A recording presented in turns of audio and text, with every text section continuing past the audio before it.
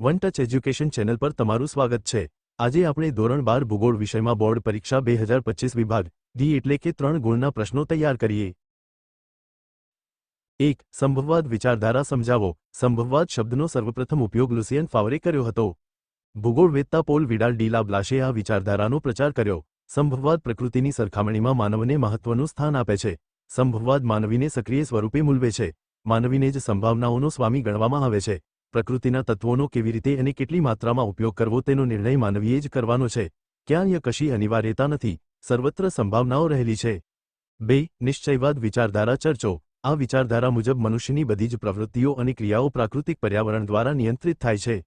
આ વિચારધારા માનવીને નિષ્ક્રિય પરિબળ ગણે છે, એટલે કે માનવી કરતાં પ્રાકૃતિક પર્યાવરણ સર્વોપરી છે।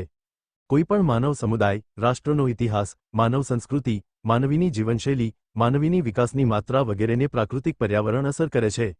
આ વિચારધારા માનવ ઉપર પ્રાકૃતિક સ્થિતિનો પ્રભાવ સમજાવે છે। 20મી સદીના પૂર્વાર્ધ સુધી આ વિચારધારા વિકસતી રહી।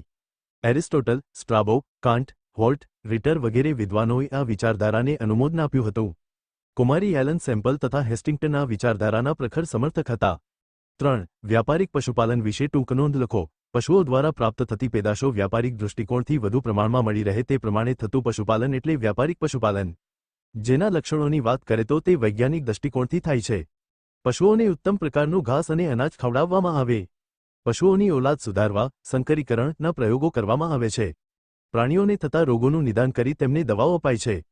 પશુઓની સારી રીતે સરભરા કરવામાં આવે છે। પશુ ચિકિત્સકો દ્વારા તેમને સારવાર અપાય છે। દૂધ, માંસ, ચામડું, ઊન અને ઈંડા વગેરેનું મોટા પ્રમાણમાં ઉત્પાદન કરી વિશ્વના બજારોમાં નિકાસ કરવામાં આવે છે। મરઘા, બતકા, ઘેટાં, બકરા, ગાય, બળદ, ઘોડા વગેરે પશુઓ પાળવામાં આવે છે। 4. ખેતી આધારિત આનુષંગિક પ્રવૃત્તિઓ જણાવો। પશુપાલન દ્વારા દૂધ અને તેની બનાવટો તૈયાર કરવી, મરઘા, બતકોનો ઉછેર કરી ઈંડા અને માંસ મેળવવો, ફૂલોની ખેતી દ્વારા સુગંધિત દ્રવ્યો અને વિવિધ ઔષધિઓ તૈયાર કરવી, મધમાખી ઉછેર કરી મધ મેળવવો, શેતુરની ખેતી કરીને રેશમના કીડા ઉછેરવા, તેલીબિયાંનું પિલાણ કરી ખાદ્ય તેલ તૈયાર કરવું।